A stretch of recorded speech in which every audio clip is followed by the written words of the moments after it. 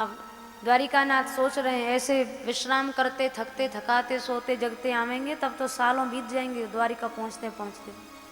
गरुण जी को आदेश किया है और भगवान गरुण जी को आदेश किए, जाओ अमुक वृक्ष के नीचे हमारा भक्त सो रहा है, चुपचाप ला के द्वारिका के बाहर सुला दो, पता न चलने पाए। ठाकुर जी का आदेश स्वीकार करके गरुण जी ने उनके आदेशानुसार सब कुछ वही का वही कर दिया। सुदामा जी महाराज जब उठे हैं, ऊंचे ऊंचे स्वर्णिम महलों को देखे तो बड़े आश्चर्यचकित हुए। नागरिकों से पूछा ये कौन सी नगरी कौन सा पुर है। नागरिकों ने कहा महाराज ये द्वारिकापुरी है। बड़ी जल्दी द्वारिकापुरी आ गई। ऐसा लगता है कृष्ण चिंतन में मार्ग जल्दी कट गया। अब मार्ग कैसे कट गया सुदामा जी को खुद नहीं पता।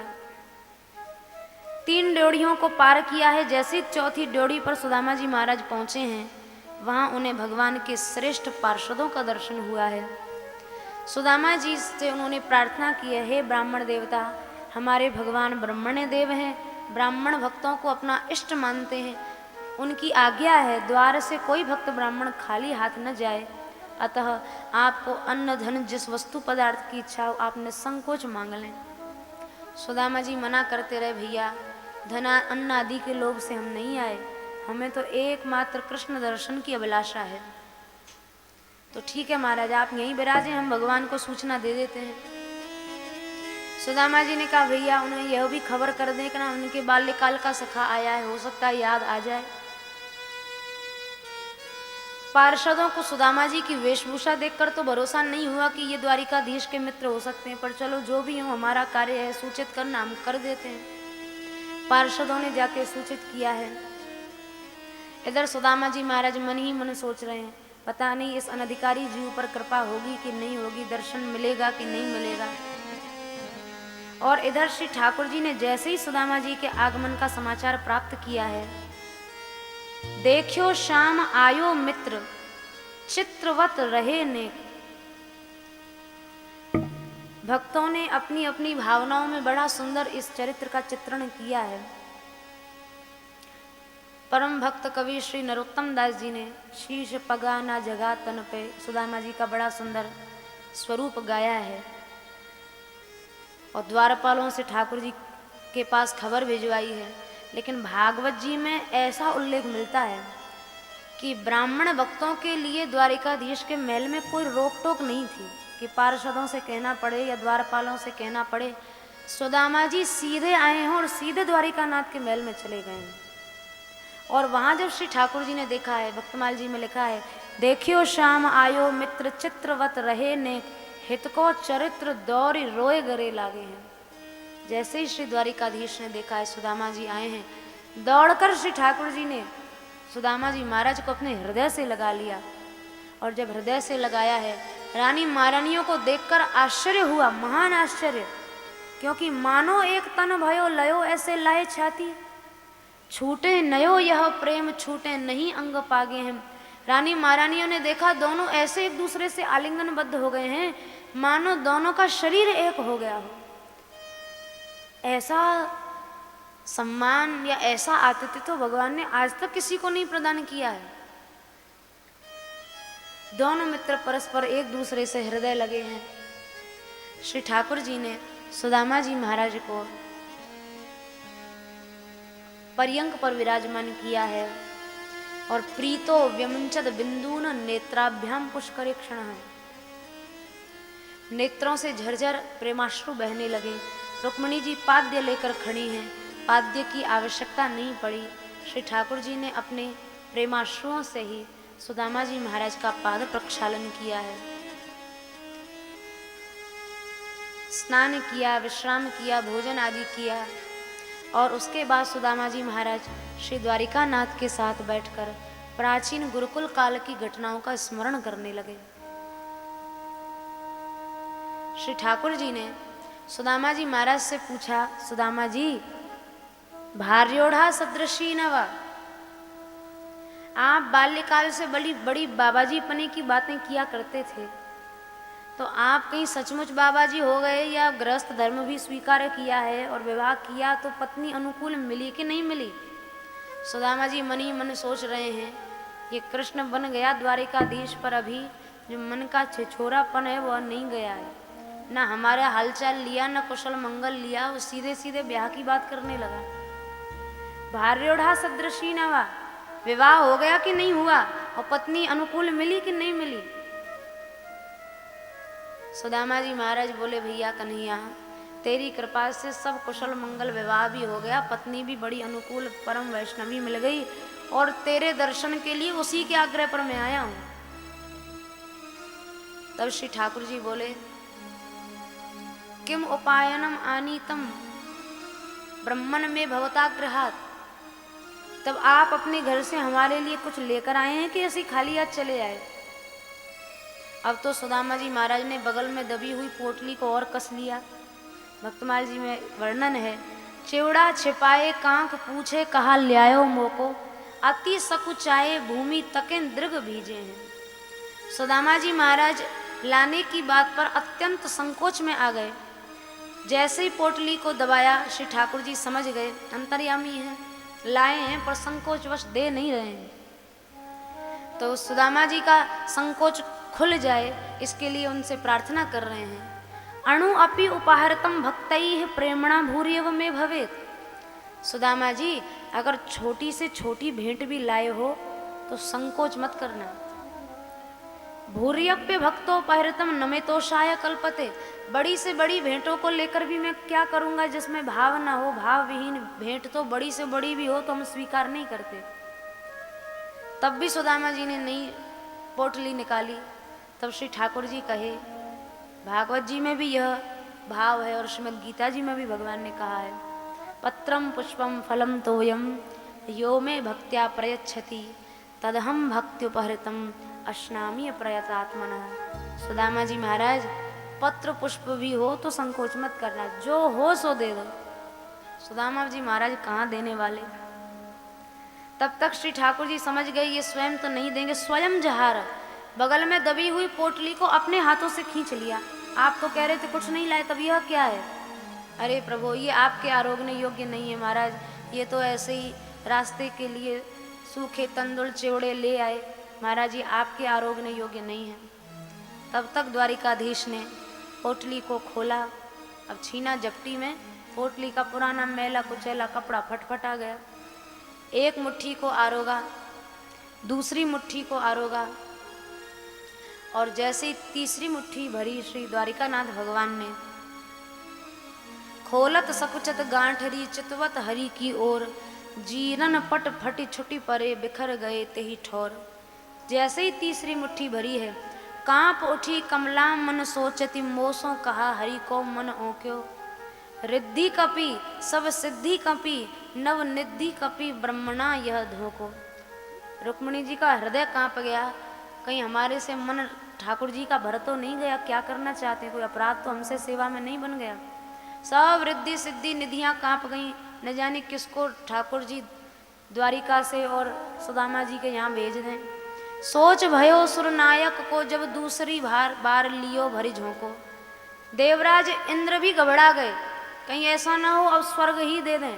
वे अपने आसन को लेकर घबराने लगे। जैसे दूसरी मुट्ठी ठाकुर जी ने भरी, मेरु डर्यो बक्से जनि मोहे कुबेर चबावत चाउर चौको। मेरु कुबेर ये बड़े बड़े धन के देवता घबरा गए, पता नहीं किसको सुदामा जी के घर जाना पड़ जाए।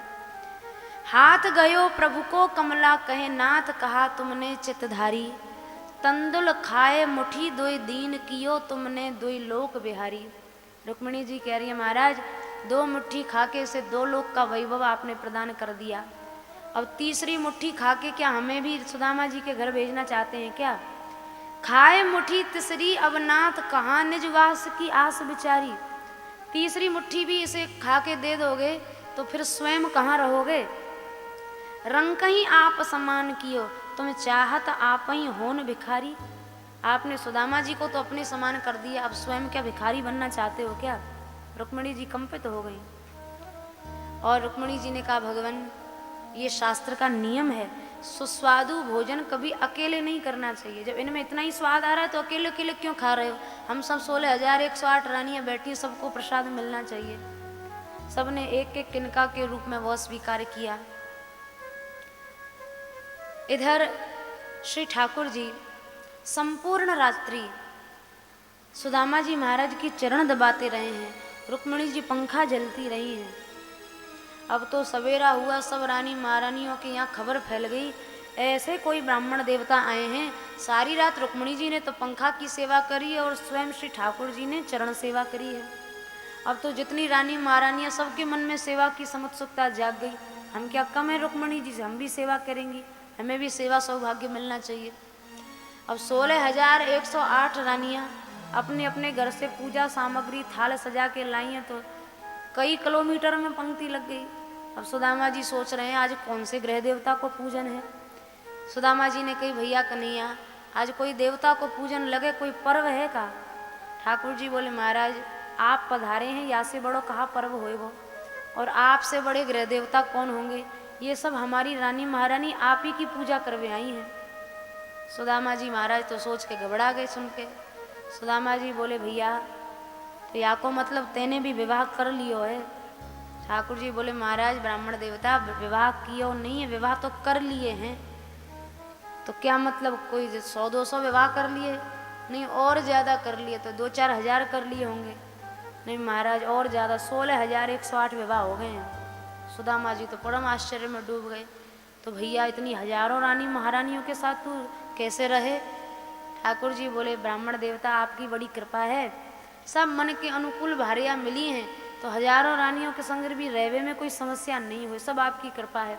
और सब बड़ी ब्राह्मण भक्त हैं, ये सब आपको पूजन अर्चन करवे आई हैं। सुदामा जी बोले भैया इतनी रानी महारानी पूजन करेंगी तो 1-2 साल तो हमें यहीं रहना पड़ जाएगा, 2-4 साल इनको आशीर्वाद देवे में लग जाएंगे। ऐसा है तू इन सब की जगह अकेलो पूजन कर ले, तेरो तो विनोद और 16,108 रानी ते पूजन करा के का मेरो मरण कराएगो। तू इनको अर्धांग है, ये सब तेरी अर्धांगिनी है, तू इन सब की जगह ते पूजन कर ले, जो आशीर्वाद देना हम तो ही को दे देंगे, आधो तो को लगेगा, आधो तेरी रानी महारानी को लग जाएगा। तब स्वयं श्री ठाकुर जी ने अपनी पट्ट महिषियों के साथ श्री सुदामा जी महाराज का पूजन किया, और सुदामा जी महाराज पूजित होकर अनुक्षण वहाँ से जाने की अनुमति लिए हैं। भगवान ने जैसे ही अनुमति प्रदान की है, सुदामा जी वहाँ से चले हैं। और सुदामा जी जब चले तो मन में एक ही विचार मन में कर रहे हैं। कौन सा विचार? अधनो यम धनम प्राप्य माद्यन्नुच्चैर्न माम स्मरेत इति कारुणिको नूनम धनम में भूरि ना ददात। श्री ठाकुर जी ने कितनी बड़ी कृपा मेरे ऊपर की कि मुझ निर्धन को धन नहीं दिया। धन देना तो दूर, भगवान ने धन की चर्चा भी नहीं की, क्योंकि नारद भक्ति सूत्र में नारद जी ने कहा है 4 चीजों की चर्चा न सुननी चाहिए न करनी चाहिए। नास्तिक, धन, स्त्री, वैर, चरित्रम न श्रवणीयम न कथनीयम। बहिर्मुख लोगों की, नास्तिक लोगों की चर्चा न कभी सुननी चाहिए न करनी चाहिए। न जाने कब बहिर्मुखता जीवन में आ जाए, अपने चित्त में उपज जाए, कभी उनकी चर्चा न सुने न करे। दूसरा है स्त्री चर्चा। स्त्री चर्चा से मतलब, स्त्री चर्चा से मतलब ऐसा नहीं कि कोई भक्तिमती मीराबाई जी या करमेती बाई जी की स्त्री चर्चा करने का खंडन किया है। स्त्री चर्चा का मतलब विषय की चर्चा न कभी सुननी चाहिए न करनी चाहिए। और धन की चर्चा न सुननी चाहिए न करनी चाहिए। जितना सुनोगे करोगे और प्राप्ति का लोभ जागेगा, फिर उसी के प्रयास में लगे रहो, दिन रात कमाओ धमाओ, गधे बैल की तरह लगे रहो। अरे चर्चा तो भक्तों के मध्य बैठकर केवल भगवत भजन की ही सुननी करनी चाहिए। और वैर चरित्रम, शत्रु की चर्चा भी कभी नहीं करनी सुननी चाहिए। उससे द्रोह मन में पैदा होता है, द्वेष भाव जागता है, कैसे अनिष्ट कर दें, कैसे उसका बुरा हो जाए, ईर्ष्या का भाव जगता है, चित्त उद्विग्न होता है, अस्थिर होता है। ये 4 चर्चा न करे न सुने। सुदामा जी कह रहे हैं कितनी बड़ी कृपा भगवान ने मेरे ऊपर की। धन की चर्चा न की, न धन दिया, क्योंकि जान रहे हैं भगवान ये निर्धन जन्म का भिखारी ब्राह्मण धन पाके मतवाला होगा, और सबसे बड़ी हानि इसकी ये मुझे भूल जाएगा। भगवान की विस्मृति से बढ़कर जीव की कोई हानि नहीं है। भगवान को भूल जाए इससे बड़ी क्या हानि है। हम सब लोग कृपा कृपा चिल्लाते तो हैं, पर कृपा क्या है ये हम तुम नहीं समझ पाते हैं। कृपा मिल जाए, कृपा मिल जाए, पर कृपा की योग्यता भी तो होनी चाहिए। और योग्यता क्या है? इनने करी करी सो आछी, अपने सिर पे सही है, कृपा श्री लालन जू की चाहिए। भगवान ने जो किया, निर्धन किया, दारिद्र दिया, धन नहीं दिया, धन की चर्चा नहीं की, ये सब ठाकुर जी की कृपा ही है। हम लोग सुख को तो कृपा के रूप में स्वीकार कर लेते हैं, लेकिन दुख को भगवत कृपा कभी नहीं मानते। सुख और दुख सभी प्रकार की परिस्थितियां ठाकुर जी के मंगल विधान के रूप में दिखाई देने लग जाएं, यही सबसे बड़ी कृपा है।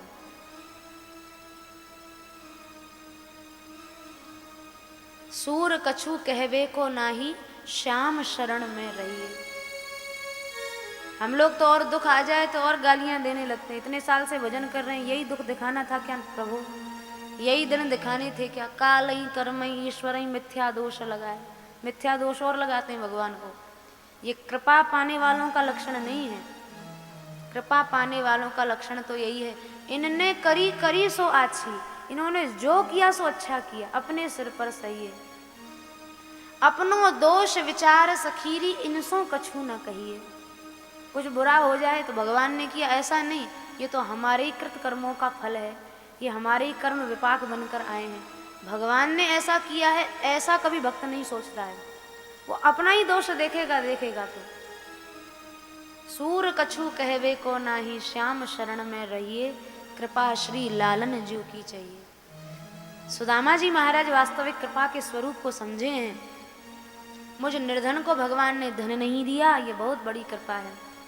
और बड़ा सुंदर एक सिद्धांत है यहाँ, भक्ताय चित्रा भगवान ही संपदो, राज्यम विभूतिर न समर्थयत्यजः, अदीर्घ बोधाय विचक्षण स्वयं पश्यन् निपातम धनिनाम मदोद्भवम। दो बातें हैं।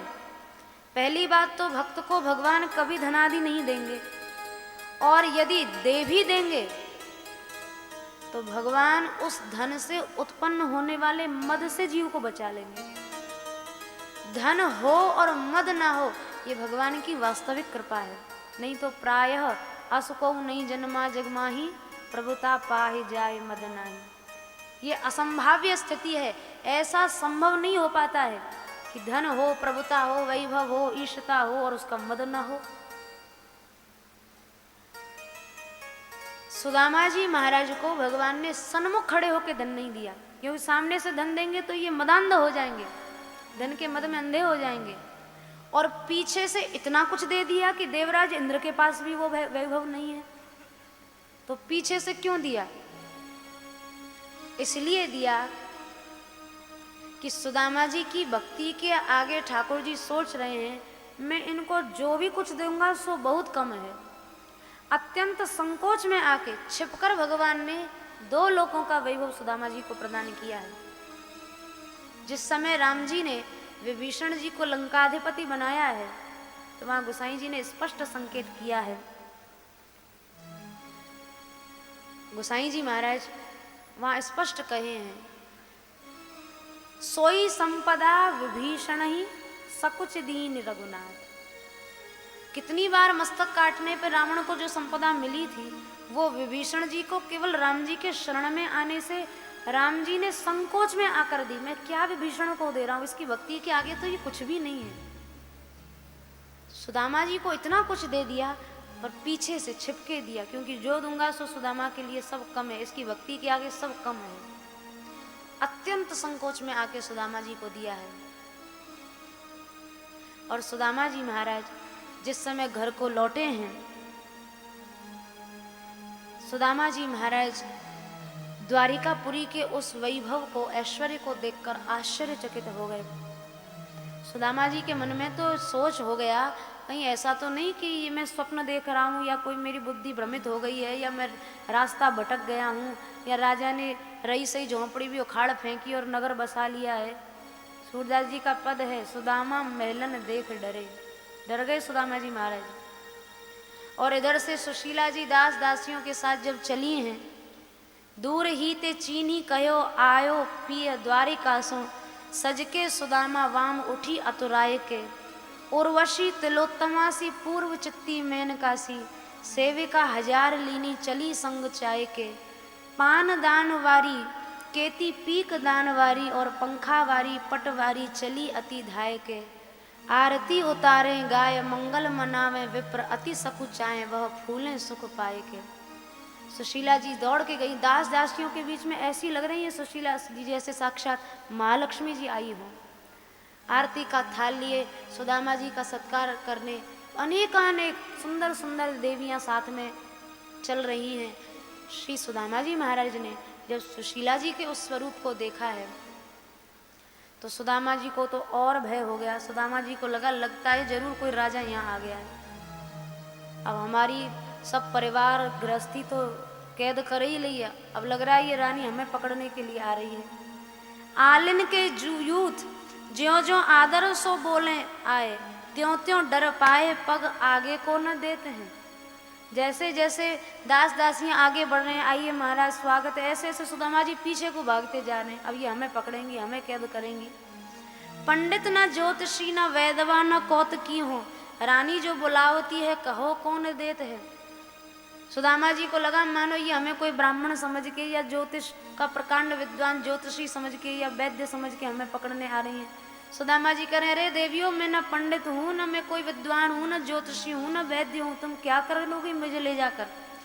द्वारिका के राजा ते मिले ते घर छीन गयो, रानी कहा छीनेगी फलो न मेरो खेत है।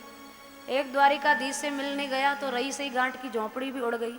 अब रानी हमें कहाँ कैद में ले जाएगी, क्या करेगी हमारा ले जाके। मोसो कहा ना तो तुम जाए कहो वाते मोहे, भूली ना सुहातो को सांची कह देते है। मेरा वही किसी से कोई संबंध नहीं है, मुझे कहाँ तुम पकड़ के ले जा रहे हो। सुशीला जी समझ गई, सुदामा जी महाराज घबरा गए हैं। आगे बढ़ के सुदामा जी को सुशीला जी ने चरण स्पर्श किया है और जैसे ही स्वामी कहकर संबोधित किया है, अब तो सुदामा जी को भरोसा हो गया ये कोई और रानी महारानी नहीं, ये तो स्वयं सुशीला जी हैं। अब तो इतना आश्चर्य सुदामा जी को हुआ है। तब वहाँ सुशीला जी ने कहा है जाओ एक बार वह वदन निहार आओ, जो पे कछु पाओ ल्याओ मोको सुखदाई है।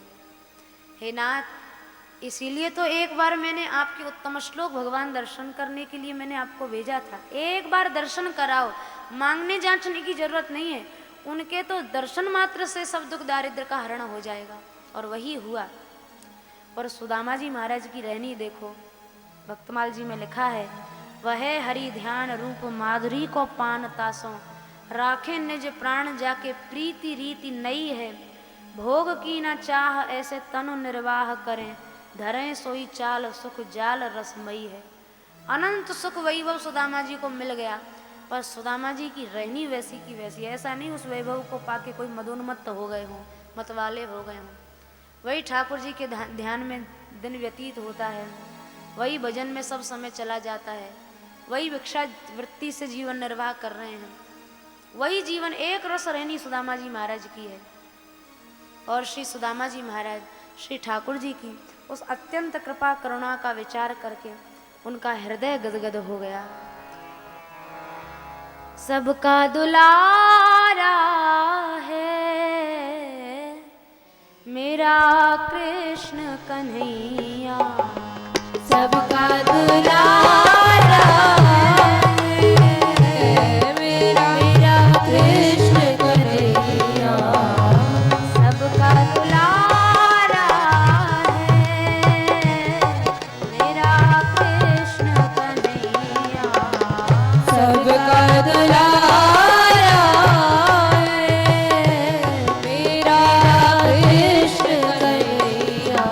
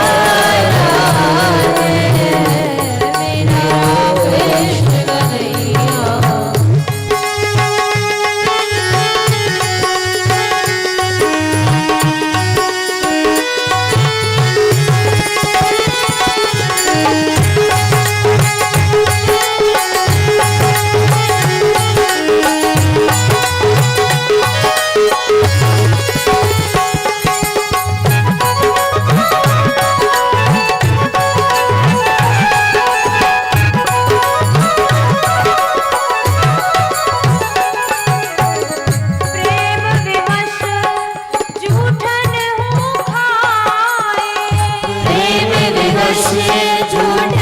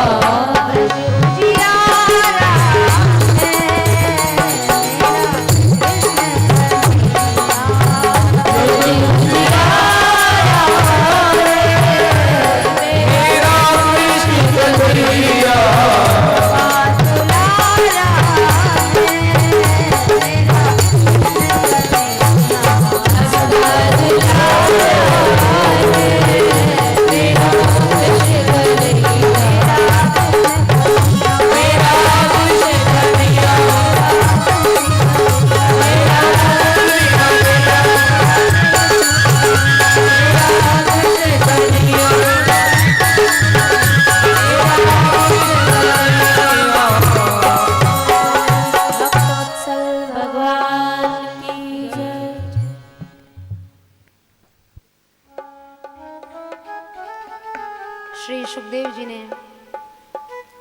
परीक्षित जी महाराज को यह सुदामा लीला का श्रवण कराया।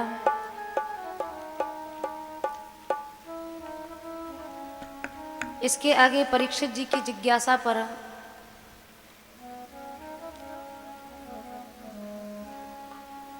वेद स्तुति की चर्चा सुखदेव जी ने की है।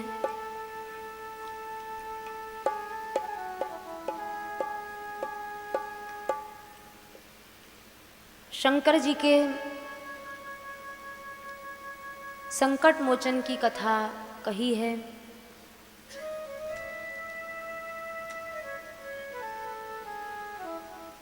जिस समय परीक्षित जी ने सुखदेव जी से यह जिज्ञासा की, जो भगवान निर्गुण हैं,